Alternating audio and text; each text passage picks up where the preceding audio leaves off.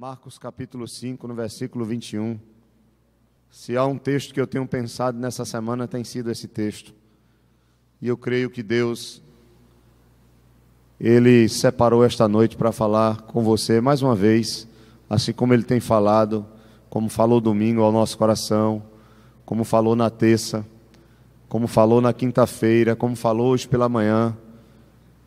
Já tem acontecido alguns cultos que algumas pessoas têm nos procurado e têm dito: pastor, Deus tem falado ao meu coração neste lugar.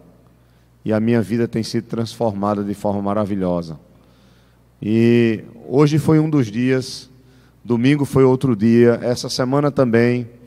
E não é no sentido de mensagem, de você ter a sua mensagem, uma mensagem de alguém elogiada. Isso é bom para a gente que prega, claro. Mas é maravilhoso nós sabermos que Deus, Ele tem falado ao coração do seu povo. E nós precisamos ouvir a voz do Senhor para sermos fortalecidos diante das nossas dificuldades. Marcos capítulo 5, verso 21. É uma história bem conhecida, a história de Jairo. Nós vamos ler do 21 ao 24. E depois nós vamos ler do 35 ao 43. Nós vamos pular a cura da mulher enferma, tá bom? Vamos ficar apenas com a história de Jairo. Tendo Jesus voltado num barco para o outro lado, afluiu para ele grande multidão, e ele estava junto ao mar.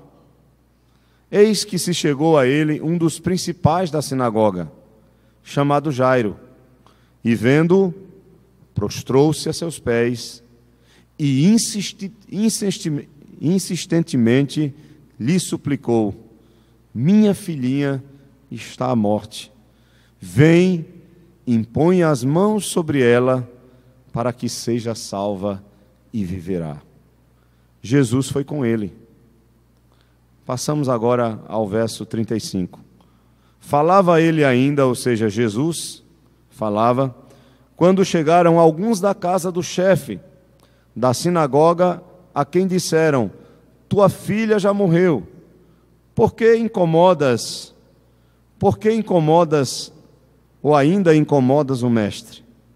Mas Jesus, sem acudir a tais palavras, disse ao chefe da sinagoga: não temas, crê somente. Contudo, não permitiu que alguém o acompanhasse, senão Pedro e os irmãos Tiago e João. Chegando à casa do chefe da sinagoga, viu Jesus o alvoroço, os que choravam e os que pranteavam muito. Ao entrar, lhes disse: por que estáis em alvoroço e chorais? A criança não está morta, mas dorme. E riam-se dele. Tendo ele, porém, mandado sair a todos, tomou o pai e a mãe da criança e os que vieram com ele, e entrou onde ela estava. Tomando-a pela mão, disse: Talitá cumi, que quer dizer: menina, eu te mando, levanta-te. Imediatamente a menina se levantou e pôs-se a andar, pois tinha 12 anos. Então ficaram todos sobremaneira admirados. Mas Jesus ordenou-lhes expressamente que ninguém o soubesse, e mandou que dessem de comer à menina. Amém. Deixe sua Bíblia aberta nesse texto. Eu esqueci de complementar o versículo 24, quando diz: Jesus foi com ele, e a parte B diz: grande multidão o seguia, comprimindo. Mas vamos orar e pedir ao Senhor que fale ao nosso coração. Pai, em nome de Jesus, aqui está, ó Pai, a Tua palavra lida, aberta diante dos nossos olhos, e o Senhor sabe o porquê desta palavra ser lida e de ser exposta nesta noite às pessoas que aqui estão. O Senhor conhece o coração, a vida de cada um de nós. O Senhor sabe o quanto nós precisamos, ó Pai, ouvir, como Jairo ouviu, uma palavra de encorajamento em alguns momentos difíceis da nossa vida. O Senhor sabe o quanto as adversidades podem aparecer em nossas vidas e tentarem, ó Pai, atrasar a nossa caminhada ou dificultar a nossa caminhada de fé com o Senhor. Te pedimos, Deus, que o Senhor que sonda as nossas mentes e os nossos corações, fale a cada um de nós, assim como falastes comigo, que o Senhor também fale com a tua igreja, para que as pessoas que entraram aqui, talvez com os corações amedrontados, temerosos, desesperançados, que saiam daqui com um coração alegre e em paz, descansando suas vidas no Senhor, que é cheio de glória e de poder. Em nome de Jesus, nós te pedimos e te agradecemos. Amém. Meus irmãos, a história de Jairo é uma história muito conhecida porque muitos pregadores, eles pregam nesse texto. Na verdade, no capítulo 5 aqui de Marcos, do qual nós lemos uma parte, apenas a história de Jairo, o texto desde o começo, ele vai falar de 3 grandes milagres que o Senhor Jesus vai realizar. Ele começa com a libertação do Gadareno, no qual Jesus atravessa o mar e expulsa uma legião de demônios daquele homem, e aquele homem fica completamente são, completamente liberto. Depois que Jesus liberta aquele homem quer entrar no barco com Jesus e seguir com Jesus a sua jornada, mas Jesus diz: não, vá até a sua terra, a tua cidade, e divulga, fala para eles o que aconteceu contigo, o que foi realizado na tua vida. Ou seja, Jesus faz dele um missionário na sua região e volta para o outro lado, que era o lado mais comum onde Jesus realizava os seus milagres, no lado de Cafarnaum, e não no lado de Decápolis, não na Pérea, mas muito mais na região da Galileia. E quando Jesus atravessa o mar, o texto é muito claro, diz que uma multidão já esperava o Senhor. E aí Marcos ele vai narrar 2 milagres que têm algumas semelhanças. Ele vai falar de uma mulher que tinha um fluxo de sangue há 12 anos, e vai falar de um pai que está com a filha à beira da morte, que tinha 12 anos. E esse pai está ansiosamente esperando Jesus chegar para poder lançar o seu sofrimento diante dele, abrir o seu coração e clamar ao Senhor que o Senhor venha com ele e possa salvar a sua filha, curar a sua filha, livrar a sua filha da morte. No decorrer dessa caminhada é que entra outra história com outro milagre de uma mulher que ouve falar de Jesus, que já tinha gastado todo o seu dinheiro com médicos, mas que não tinha ficado curada, mas ia de mal a pior, estava definhando, ela tinha uma hemorragia uterina que não parava, mas que ela sabe que Jesus está próximo e ela resolve no seu coração: bem, simplesmente se eu tocar em suas vestes, eu ficarei curada. E é isso que vai acontecer. Como muita gente cercava, o texto vai dizer, apertava Jesus, queria tocar nele, queria estar próximo dele, receber bênção do Senhor, aquela mulher escondidamente, de forma sorrateira, até porque perante a lei ela era impura, ela vai, toca no Senhor e é imediatamente invadida pelo poder que emana de Cristo, e esse poder a cura, ela fica totalmente curada, sã, e o nome do Senhor ali é glorificado. O Senhor ainda pergunta quem lhe tocou, aquela mulher trêmula se apresenta diante dele, ele diz: filha, vá em paz, a tua fé te salvou. Enquanto isso, Jairo está com Cristo, esperando que a caminhada que já tem começado, venha terminar na sua casa, e o que ele tanto almeja e espera venha verdadeiramente acontecer. Interessante, irmãos, é que vocês estão com a Bíblia aberta, nós temos um contraste aí bem interessante, que alguns comentaristas falam, e que isso marcou o meu coração.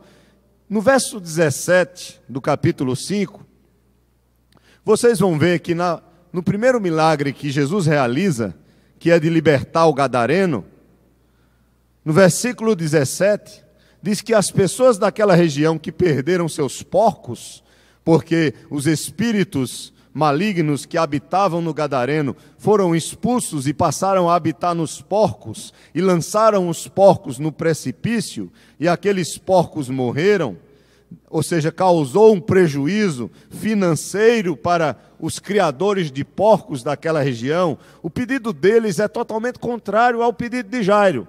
Veja, no versículo 17, qual é o pedido daqueles homens? E entraram a rogar-lhe que se retirasse da terra deles.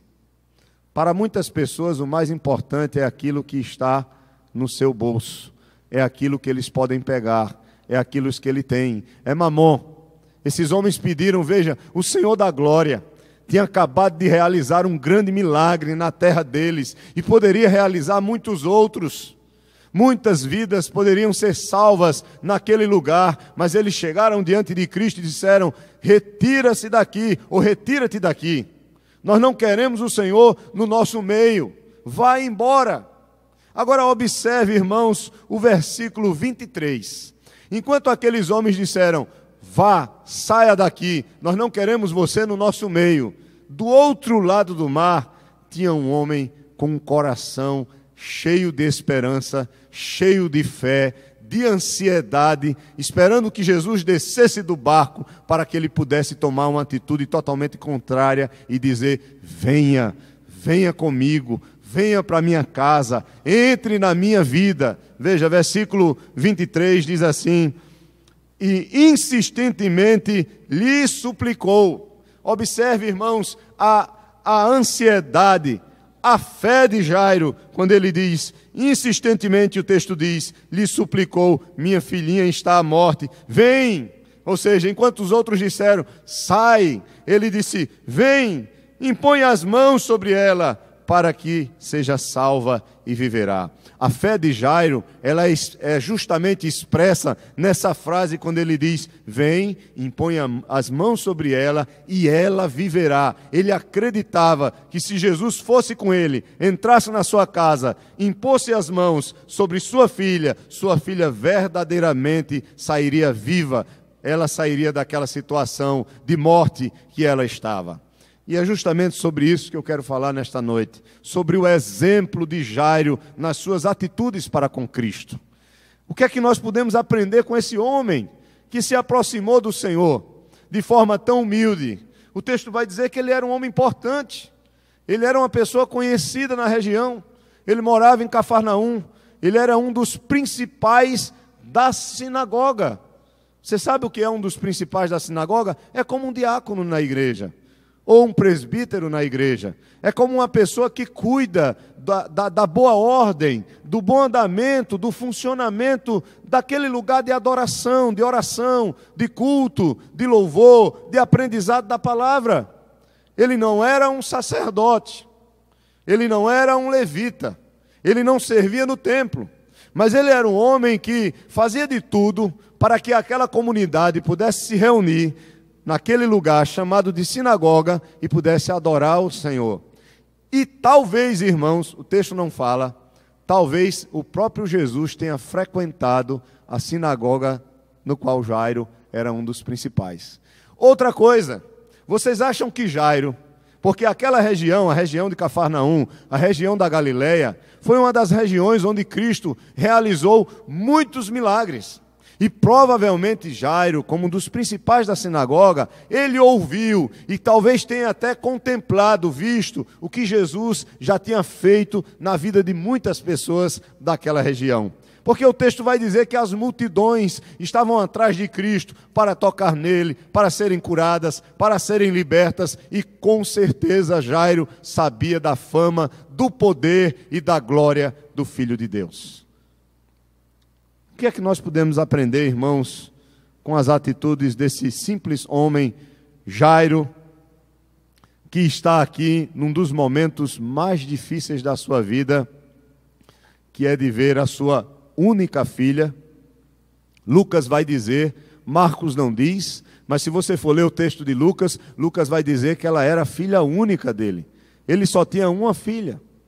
E você que é pai, você que é mãe, você sabe o que é um amor de um pai e de uma mãe por uma filha ou por um filho. Você sabe o valor que um filho tem para você. E você imagine seu único filho doente, à beira da morte, e você sem saber o que fazer, sem poder salvar, sem poder realizar algo que pudesse tirar a pessoa que você ama daquela situação. Mas, para a alegria de Jairo, Jesus estava próximo. Jesus estava nas proximidades, e ele podia ir até o Senhor e levar o sofrimento até o nosso Salvador. Essa é a primeira lição que nós podemos aprender deste homem. É que ele não ficou sozinho tentando resolver a sua grande dificuldade, a sua grande aflição. Mas ele levou o seu sofrimento até Cristo. E não somente levou o seu sofrimento até Cristo, mas a partir daquele momento, ele chamou Jesus para começar a caminhar com ele até a sua casa. Vem, Senhor. E ele também se dispôs, mesmo sendo um homem importante, que pudesse receber represálias dos líderes religiosos, mas ele não teve problema nenhum em estar ao lado do Senhor, em se prostrar diante dele, em se humilhar diante dele e dizer: Senhor, vem na minha casa, toca na minha filha, para que a minha filha seja salva, e começar a caminhar daquele momento. Nós não sabemos a distância da beira do mar da Galileia até a casa dele em Cafarnaum. Não sabemos a distância, mas ele saiu caminhando com o Senhor, passo a passo. A multidão, olha, apertando o Senhor. Veja o nosso texto, versículo 21 ao versículo 24. Jairo levou o seu sofrimento até o Senhor e começou a sua caminhada com o Mestre.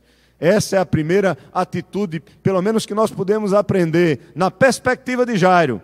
Porque poderíamos olhar esse texto na perspectiva de Cristo, das atitudes de Cristo. Mas eu quero pensar pelo menos nas atitudes de Jairo. E aí você vê no verso 21 até o verso 24, olha aí na sua Bíblia.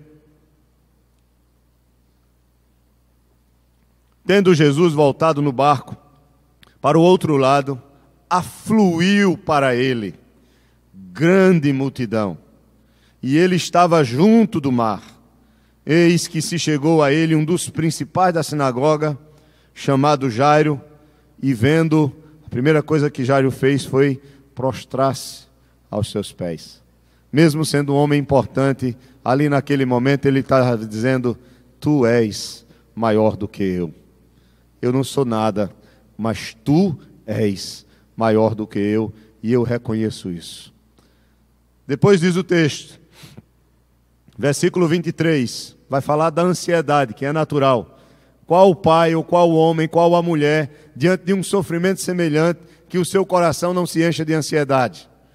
Diz o texto, insistentemente lhe suplicou. Entenda que não só era Jairo, havia uma multidão. Com certeza não havia silêncio ali. Era gente gritando: Jesus, me socorre. Era gente colocando doente na frente dele. Nós não sabemos o contexto em si, claramente como era, porque Marcos ele está focando aqui em Jairo. Mas ele diz que uma multidão estava ali, querendo tocar nele, querendo talvez lançar sobre ele seu sofrimento, talvez trazendo endemoniados, como era comum. Mas o texto diz que Jairo insistentemente lhe suplicou, veja, lhe suplicou a humildade nesse homem. E o texto diz que a súplica dele era: minha filhinha, uma menina de 12 anos, veja o amor de um pai, ainda chama a sua filha de filhinha. Aqui há um diminutivo, é um termo carinhoso. A menina tinha 12 anos, mas ele diz, já era uma pré-adolescente, mas ele diz: a minha filhinha está à morte. A doença era grave, ela estava morrendo. O tempo era contado. E ele diz: a minha filhinha está à morte. Vem, impõe as mãos sobre ela, para que seja salva e viverá. E o texto diz, Jesus foi com ele, mas, observe a parte B, grande multidão seguia, comprimindo. E aí nós aprendemos, irmãos, pelo menos duas coisas que são muito comuns para aqueles que, quando estão sofrendo, levam seus sofrimentos a Cristo e começam a sua caminhada com o Senhor, uma caminhada de fé. É que haverá muitas coisas ou muitos eventos que vão fortalecer a nossa fé no Senhor. Veja, nós estamos sofrendo, angustiados, cada um de nós temos nossas tribulações e nossas lutas. Nós aprendemos biblicamente, no mínimo aqui pela atitude de Jairo, já que estamos lendo esse texto, mas em muitos outros textos, que nós devemos levar o nosso sofrimento, toda a nossa vida ao Senhor. Ele mesmo diz: vinde a mim, vós que estáis cansados e sobrecarregados, que eu vos aliviarei. É claro que a maior necessidade do homem é a salvação da sua alma, porque ele é pecador. E ele precisa primeiramente crer em Jesus Cristo como seu único Salvador e arrepender-se de seus pecados. Ele precisa crer que sem Jesus ele estará perdido e a ira de Deus cairá sobre a sua vida. Sim, essa é a sua maior necessidade. Ele é pecador e ele precisa de Cristo como seu Salvador. Mas às vezes as coisas podem se misturar e você passa a conhecer Cristo como um Salvador no momento em que você o procura como um salvador de uma situação específica na sua vida, como aconteceu comigo. Eu não estou dizendo que tem que ser assim, mas para mim, eu conheci Cristo como Salvador a partir do momento em que a minha mãe adoeceu. Veja, foi um momento circunstancial, foi um momento de sofrimento para a minha vida, no qual eu comecei a ler a Bíblia, e os textos que diziam, aquele que crê em mim tem a vida eterna, e eu pensava, como eu já falei para os irmãos, a minha mãe, ela era o baluarte, ela era a coluna da minha casa, meu pai trabalhava fora, e ele vinha uma vez no mês, ele era pedreiro, trabalhava numa firma aqui em Recife, nós somos de Campina Grande, morávamos em Campina Grande, minha mãe tinha 52 anos e ela sempre foi uma mulher muito trabalhadora. Esse povo que é do sítio, que é do interior, que não sabe ficar parado. Então, no caso, meu pai era pedreiro, ganhava muito pouco, porque pedreiro naquela época ganhava muito pouco, era uma profissão muito desvalorizada, vocês sabem do que eu estou falando. Um pedreiro hoje ganha bem, um bom pedreiro, mas naquela época, mesmo sendo um bom pedreiro ou um pintor, ganhava-se muito mal. E minha mãe ficava costurando em casa, com aquelas máquinas Singer, né, que você ficava com um pezinho balançando, né, e tinha uma correia pesada, e ela passava o dia todo sentado ali, para tentar ganhar algum dinheiro, para complementar o dinheiro da feira. Ela era o baluarte da casa, ela era quem acordava os filhos para ir para a escola, era quem cobrava as notas, era quem dava surra quando fazia alguma coisa errada, e eu sei muito bem o que é isso, porque eu apanhei um bocado. Então, ela era aquela mulher que sustentava toda a família. Talvez algumas mulheres aqui sejam um tipo de mulher assim. Quando o marido não é muito presente, então às vezes a mulher ela tem que assumir essa função. E a minha mãe era esse tipo de mulher. Então, para mim, que eu era o filho mais novo, e eu tenho uma diferença de 10 anos, de 9 anos para o meu irmão, que é mais velho do que eu, então eu sou o quinto filho, porque o quarto morreu. Então, o meu irmão, ele era para ter hoje, ele faleceu, eu tenho 45, meu irmão era para ter 55 anos. Então, diferença de 9 para 10 anos. Aí vocês têm duas irmãs mais velhas, então, a minha mãe era o baluarte, então, até meu pai, quando chegava em casa com dinheiro, ele chegava para minha mãe e dizia o seguinte: tá aqui, velho, o dinheiro. Separe o dinheirinho da minha cachaça e o resto é seu. Porque ele bebia muito, infelizmente, e ele morreu por causa do álcool, né? Infelizmente. Mas ela administrava tudo. Aí, de repente, eu com 16 anos, chego em casa e está aquele rebuliço em casa, e eu sem saber o que era. E minha mãe dizendo, eu preciso ser socorrida, porque ela estava com a hemorragia uterina que não parava. Eu não sei há quanto tempo ela já vinha com isso, mas foi o dia em que ela se abriu, porque ela era muito fechada em relação a essas coisas. Talvez para uma mulher, né, dizer isso para um filho mais novo. E eu cheguei em casa e a gente correu e tinha um amigo meu na frente que tinha um fusquinha. E a gente, olha, vamos pegar o carro, vamos levar ela. E quando ela chegou no hospital, o diagnóstico foi, ela tem 6 meses de vida, ela está com câncer no colo do útero, que já está no grau do 3 para o 4, e ela tem 6 meses de vida porque já é metástase. Então aquela notícia na minha mente, eu não entendia, eu não tinha noção do que era o câncer, o tratamento do câncer não era como é hoje. Não havia a tecnologia, o conhecimento, a capacidade humana de tratar o câncer como se trata hoje, de conseguir uma sobrevida muito maior. Então, não se falava nem em câncer, se falava em CA. O povo tinha medo até de dizer o nome, porque tinha medo de pegar a doença, simplesmente em falar o nome dela. Então, aquilo, imagine, desabou a minha vida. E o que foi que eu fiz? A minha irmã já era crente, eu recebi um Novo Testamento dos Gideões Internacionais, que era cinza na época, e eu comecei a ler os evangelhos. E eu não era crente, eu não conhecia a palavra, eu não conhecia nada. Mas lendo a palavra, Sempre os textos que Jesus dizia, aquele que crê em mim tem a vida eterna, eu pensava na vida da minha mãe. Eu dizia para mim mesmo, bem, se o médico deu 6 meses de vida para ela e ela crê em Jesus, ela vai ter a vida eterna. Ela tinha 52 anos. Uma mulher com 52 anos é uma mulher muito nova. Então eu ficava pensando nela e não em mim. Só que o Espírito Santo começou a tratar, não o coração dela, porque não era ela que estava lendo, era a minha pessoa. E aí o Espírito Santo começou a trabalhar na minha vida e me salvou. E aí quando Ele me salvou, eu comecei a pregar o Evangelho para minha mãe, que estava doente, porque eu acompanhava ela. Nós tínhamos que sair de Campina Grande e ficar no hospital Napoleão Laureano, em João Pessoa, que é o hospital de referência. Em Campina Grande não tinha, para vocês terem ideia. Eu ficava internado junto naquele hospital, no mesmo quarto, acompanhando tudo, porque era o filho solteiro. E passei o tempo todo acompanhando a minha mãe naquele sofrimento, cirurgia após cirurgia, quimioterapia, radioterapia, tudo que vocês imaginarem. E todas as semanas eu comecei a falar do Evangelho para ela e cantar os hinos do cantor cristão. Os hinos que eu cantava eram o hino Exultai, Exultai, número 15, o 108, né, que fala a chamada final. Esses eram os hinos principais que eu cantava, e o 101, Jesus ressuscitou. E nessa caminhada, a minha mãe começou a ouvir o Evangelho, a conhecer o Evangelho, e o Senhor também a salvou. Ela foi batizada, em vez de ter 6 meses de vida, ela viveu 4 anos e partiu para a glória firme em Jesus Cristo, nosso Salvador. Mas entendam o que eu quero dizer. Jairo, diante de uma situação específica, ele foi até Jesus, e ele com certeza não conheceu Jesus apenas como aquele que salvou a sua filha, mas como aquele que salvou a sua própria vida e a vida da sua família. Aquele que nos salva da morte, não da morte física apenas, mas da morte eterna.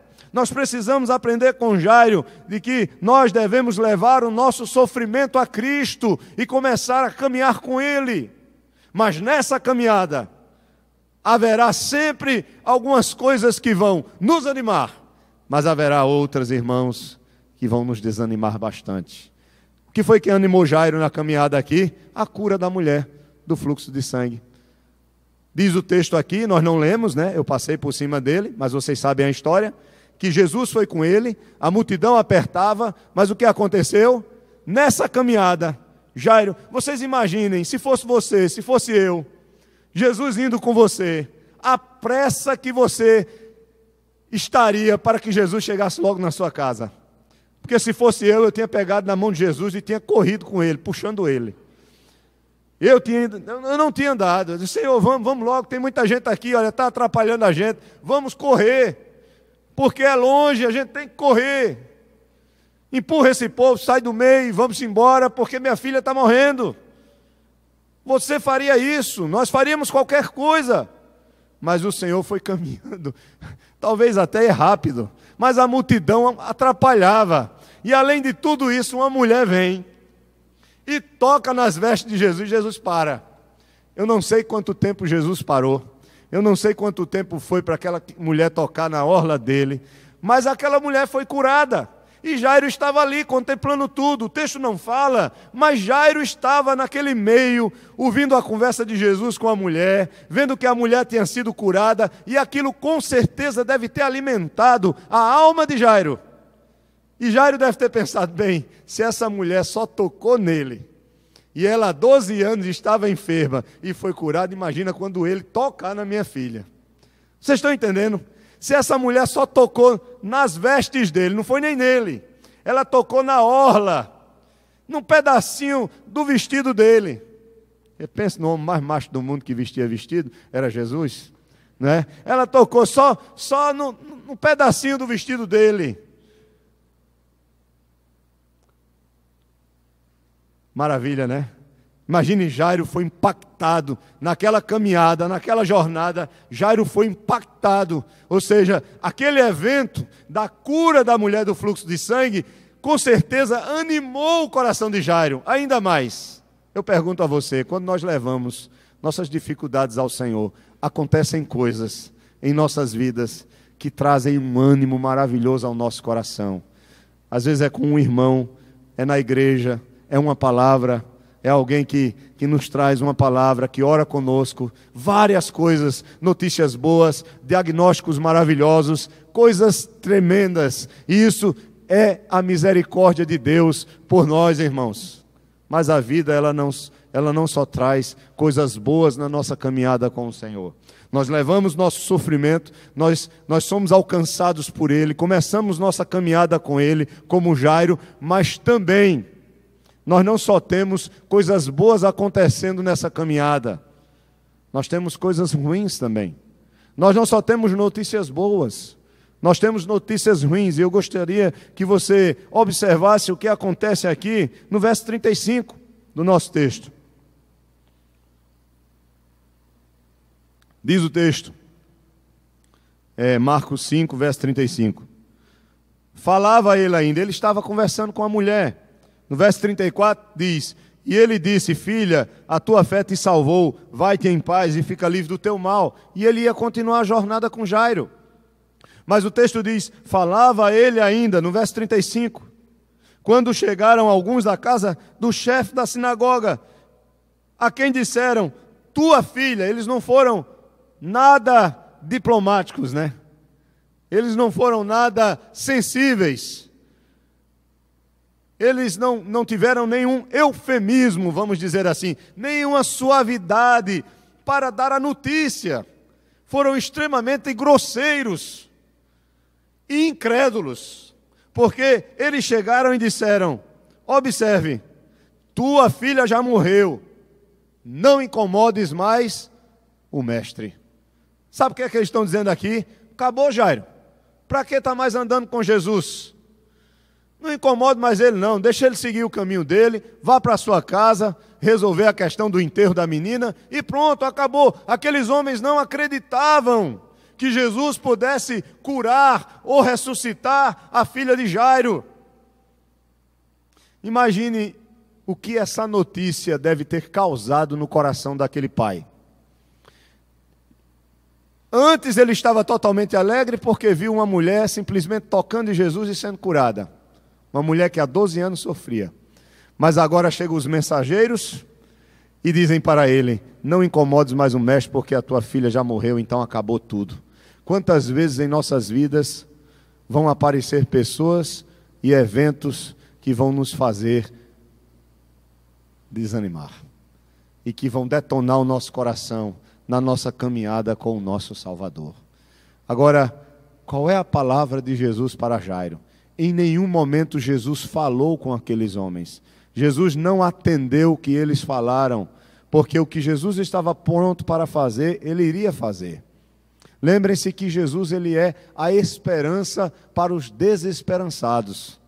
E o texto diz aqui, observe o versículo 36, Marcos, ele explica muito bem isso. Verso 36 diz, mas Jesus, sem o quê? Sem acudir a tais palavras. Sabe o que é que isso quer dizer? Jesus não deu atenção ao que aqueles homens falaram. Ele desprezou aquela notícia, literalmente.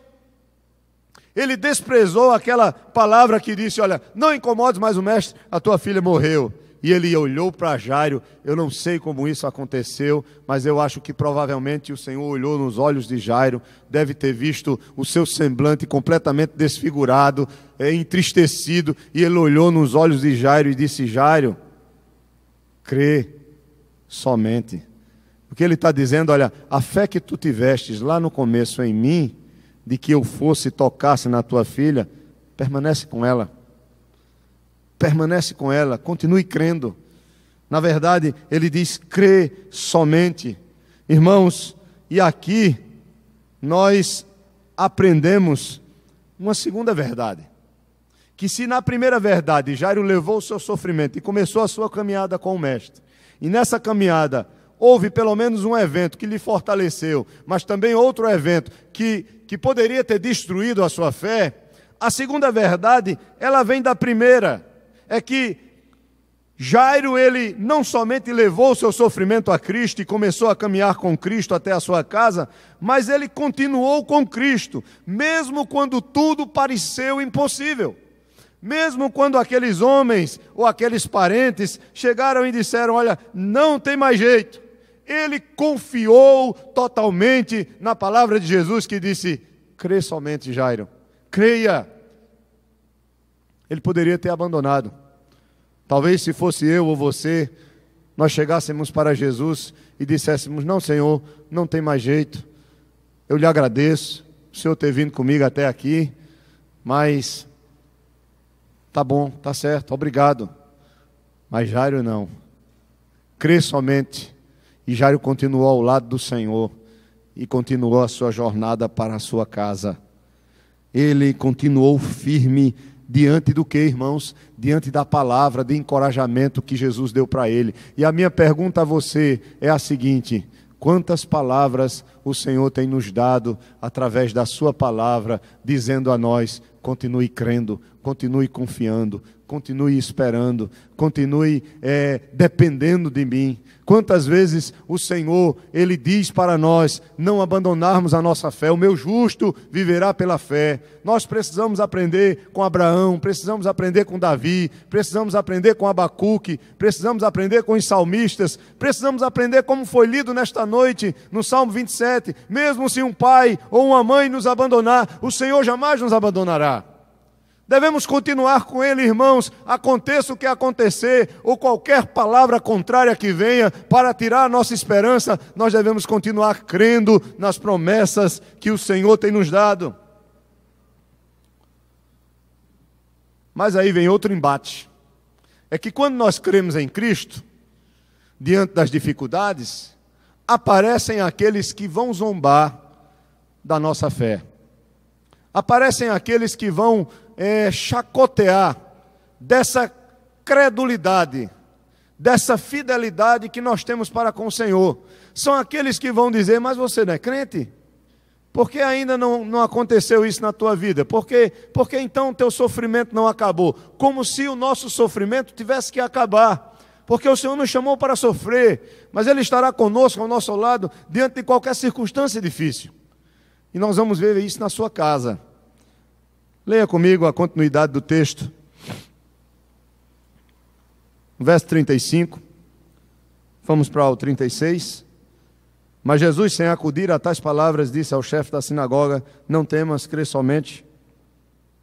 Contudo, não permitiu que alguém o acompanhasse, senão Pedro e os irmãos Tiago e João. Vocês lembram que estava uma multidão? Aí Jesus disse: a multidão vai ficar até aqui. Agora só vai eu. Ele tinha autoridade para isso, né? Jairo, Pedro, Tiago e João. Porque você já pensou numa casa onde está acontecendo, porque já estava um tumulto lá. As carpideiras já estavam lá, que eram mulheres que são choradoras profissionais. É verdade, é da cultura, na cultura oriental isso é muito comum. São as carpideiras. E eu não sabia, mas eu estava fazendo uma pesquisa e eu descobri que aqui no Brasil também tem mulheres que fazem isso.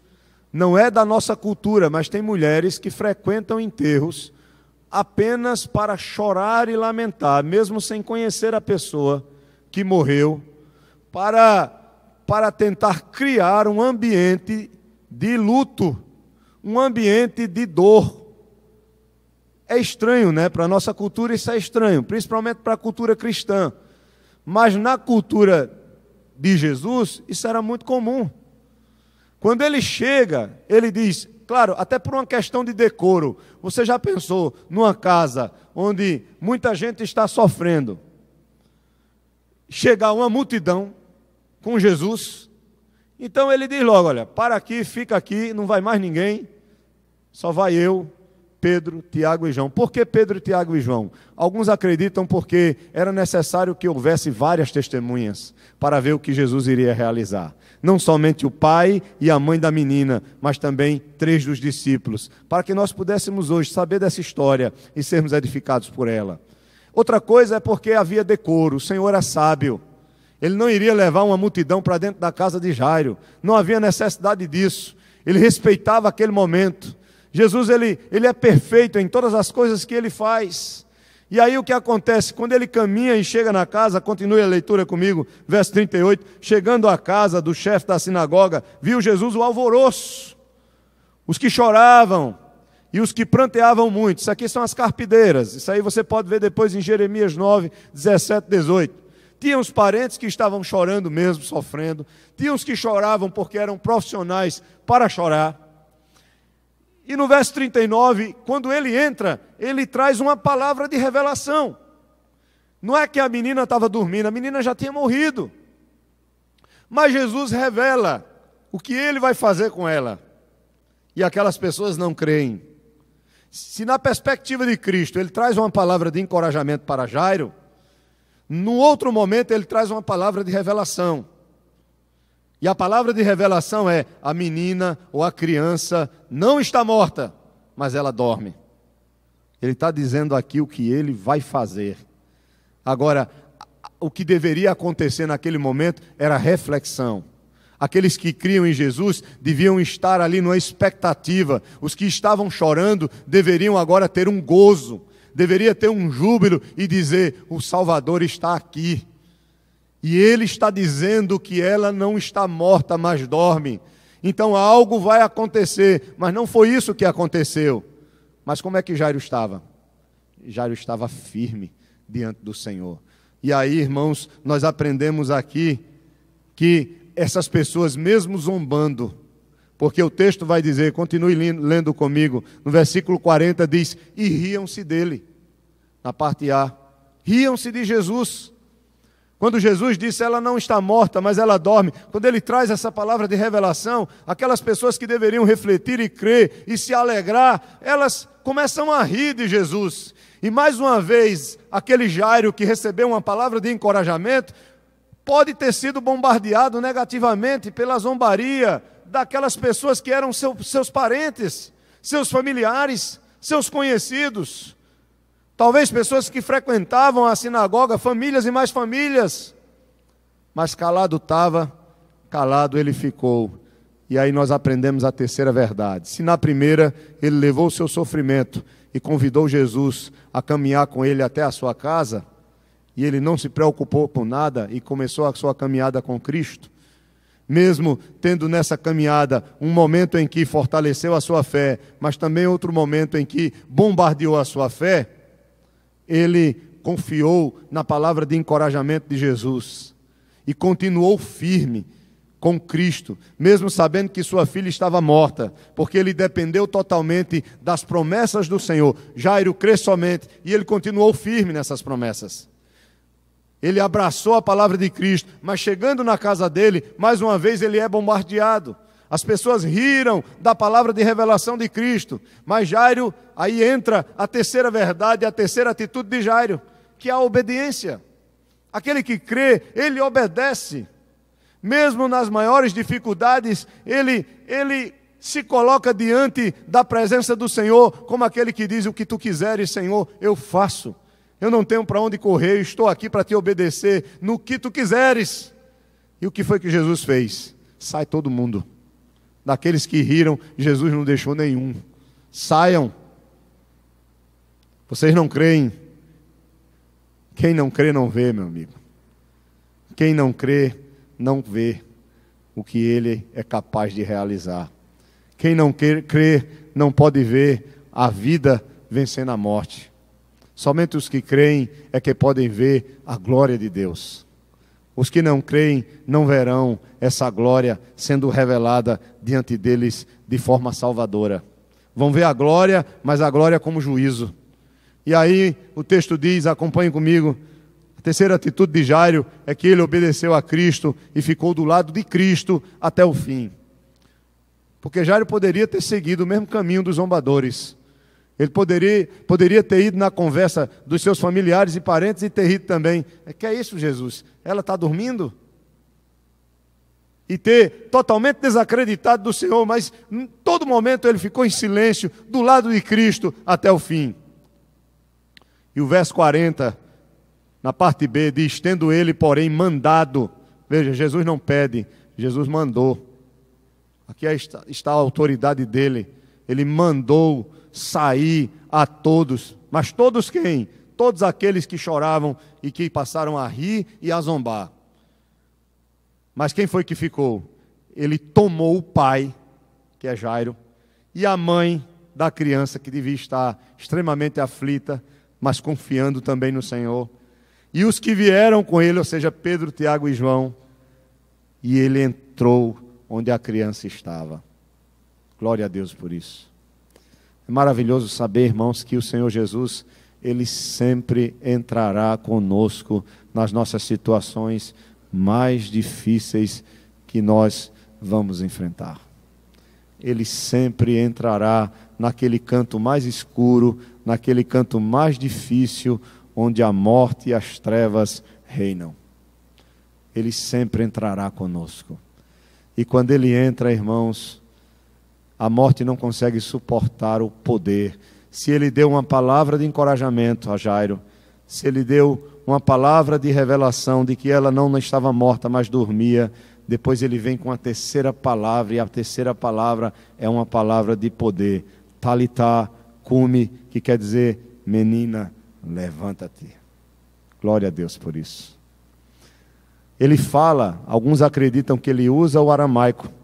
Essa frase está em aramaico, porque talvez fosse a maneira em que a mãe da menina costumeiramente a acordava. Talitá cumi. Talvez aquela mãe todos os dias acordava aquela menina. Menina, levanta. Quem é que não faz isso? Menina, levanta, está na hora de levantar. Lá em casa eu não digo isso, eu digo logo, bora, né? Bora, levanta, está na hora. O homem é mais ignorante, né?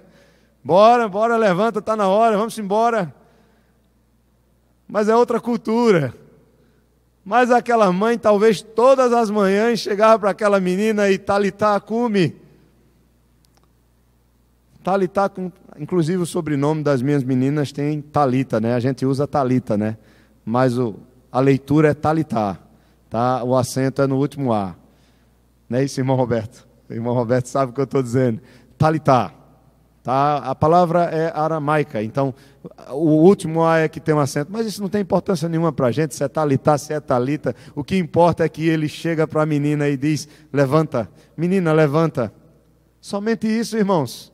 Ele não faz nada espalhafatoso, está ali, Jairo, com o seu coração ansioso, esperando o que iria acontecer, talvez cheio de sofrimento, contemplando sua filha morta, mas Jesus entrou com ele, naquele canto onde sua filha estava, e o texto não diz que Jesus impôs as mãos, mas que Jesus falou, Talitá cumi, e a menina levanta-se, diz o texto, menina, eu te mando, né? Marcos dá a explicação que a palavra foi uma ordem, Talitá cumi, eu te mando, levanta-te.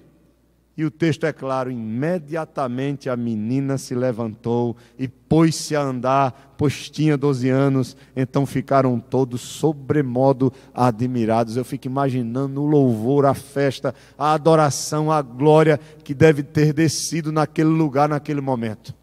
A menina se levantou porque ela não sabia nem o que estava acontecendo. De uma hora ela estava doente e ela morreu. Ela não sabia o que estava acontecendo. De repente ela estava com seus olhos abertos, com sua saúde perfeita, olhando para Jesus diante dela, para os seus pais que deveriam estar com seus olhos cheios de lágrimas, para os discípulos que estavam ali, que ela não conhecia, admirados com aquilo que estava acontecendo. E ela se levantou, porque, é claro, não tinha por que ficar mais deitada. Ela se sentou e se levantou, talvez para perguntar ao pai ou à mãe o que estava acontecendo, ou porque aquelas pessoas estavam ali. E o texto é maravilhoso, porque no verso 43, mas Jesus ordenou-lhes expressamente que ninguém o soubesse, e mandou que desse de comer a menina, porque provavelmente aquela menina, mesmo tendo sido ressuscitada, ela tinha passado muitos dias talvez sem comer. E estava na hora dos pais, que estavam tão admirados, empolgados com tudo, assentar a poeira. Olha, está tudo bem, a menina está ressuscitada, calma, tenham calma, cuide da menina, dê comida para ela agora, está tudo bem, e não precisa vocês espalharem nada. Mandou que eles ficassem em silêncio naquele momento. Por quê? Porque Jesus não queria ter problemas ainda com os líderes religiosos, ainda não era o tempo, isso viria depois. tudo é no tempo certo. E ele sabia que no tempo certo as testemunhas iriam testemunhar essa história e o nome dele seria glorificado e nós seríamos edificados e iríamos glorificar o nome dele mais uma vez. Eu aprendo com Jairo aqui que ele fez tudo o que Jesus ordenou. Ele foi obediente até o final e ele contemplou a vitória de Cristo sobre a morte. Irmãos, o que nós podemos aprender de forma bem prática dessa história que nós acabamos de contar? Primeiro, que Jesus é a esperança para eu e você, se estivermos desesperançados. Segundo, se Ele é a esperança, o que nós estamos esperando? Vamos até Ele. Levemos nossa vida, nosso sofrimento e coloquemos diante dEle, porque da mesma forma que Ele foi com Jairo, Ele virá conosco. Da mesma forma que Ele entrou na vida de Jairo e começou a caminhar com Jairo, Ele também caminhará conosco. Convide-o para fazer parte da sua vida. Não seja como os de Gadara, que expulsaram ele e disseram, saiam daqui. Mas seja como Jairo e diga, venha Senhor, venha para a minha vida, venha para a minha casa, entre na minha vida. Segunda verdade é que na nossa caminhada com Cristo, muitas coisas vão nos fortalecer e vão nos animar. Mas também espere que outras coisas vão lhe causar desânimo. Mas continue a servir e a andar com Jesus, sabendo que Ele jamais vai lhe abandonar. Mesmo Ele tendo parado para curar a mulher, Ele não deixou Jairo de lado. Ele curou a mulher, falou com a mulher. Quando veio os mensageiros da morte, Ele não deu atenção aos mensageiros da morte, olhou para Jairo e disse, Jairo, creia. Eu vou continuar com você, calma, creia. E a terceira verdade, que aprendamos com Jairo a obedecer a Jesus em tudo, mesmo que todas as circunstâncias sejam difíceis, mesmo que haja zombadores, mesmo que pessoas cheguem ao nosso redor e digam, ele não vai fazer nada, não vale a pena servir a Cristo, porque no final de todas as coisas, nós também venceremos a morte. Nós também venceremos a morte, porque Ele já venceu por nós. Nós poderemos até morrer fisicamente, mas não morreremos eternamente. Porque como diz Paulo em 1 Coríntios, no capítulo 15, ele diz, no versículo 55, onde está, ó morte, a tua vitória? Onde está, ó morte, o teu aguilhão? O aguilhão da morte é o pecado e a força do pecado é a lei. Graças a Deus que nos dá a vitória por intermédio de nosso Senhor Jesus Cristo. Portanto, meus amados irmãos, sede firmes e inabaláveis, sempre abundantes na obra do Senhor, sabendo que no Senhor o vosso trabalho não é vão. Amém? Que Deus nos abençoe, em nome de Jesus.